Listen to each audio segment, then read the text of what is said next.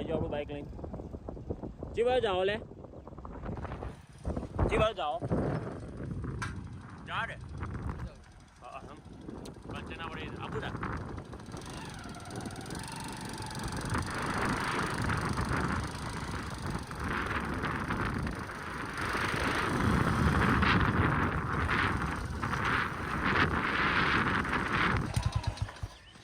bike મૂકી દીધું આપણે જાઓ કેસુડો લેવા